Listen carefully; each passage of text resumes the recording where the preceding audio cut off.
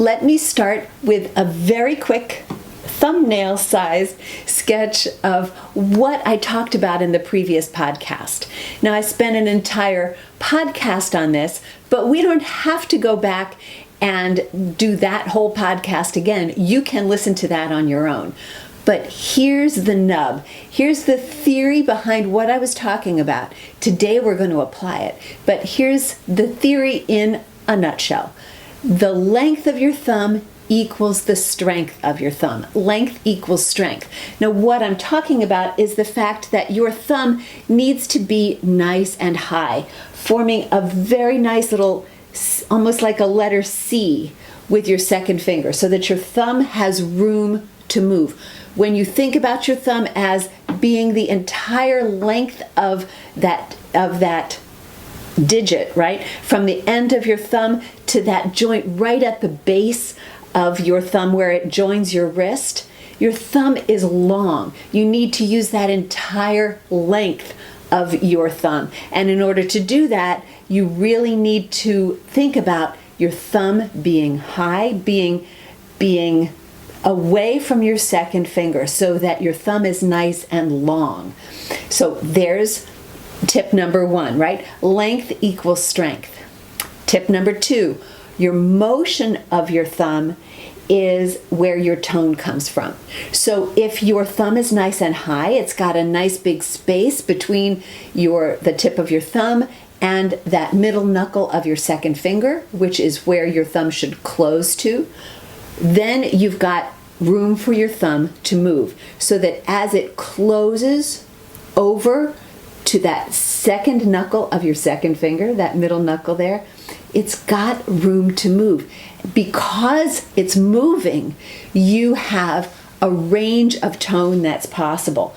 You can play sharply, you can play gently. You've got a range of tone and dynamic because you've got room for your thumb to move. If your thumb is all scrunched up next to your second finger, there's only so much you can do because you can only use that top joint of your thumb. There's a lot more room for expression when your thumb can move. So motion equals tone. Got that? So we've got two, right? Length equals strength, your motion equals tone.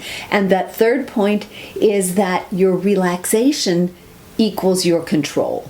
That when your thumb is tense, you don't have control either over when it plays, right? It could maybe you just feel like it's playing too early or too late, or it gets stuck on the strings, or it just fires all by itself because it's tense and tight and you don't have a way to control it. Or perhaps it's that you can't control the dynamic or you can't control the speed.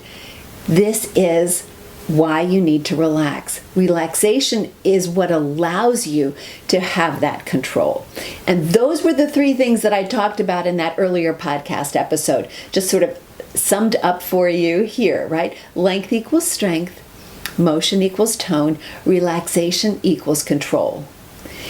I wanted to sort of set the stage with that because we want to talk about those thumb complaints, those things when you say, this isn't working, this is what my thumb does. And there are three that I find are most common for people. The first one is that your thumb is too soft. It's not balancing with the other fingers, it's too soft. Guess what the second complaint is? My thumb is too loud. It's not balancing with the other fingers, it's too loud. And we're going to look at specific situations where those might be happening to you and how to fix them. And the third thumb complaint, naturally, my thumb gets tight.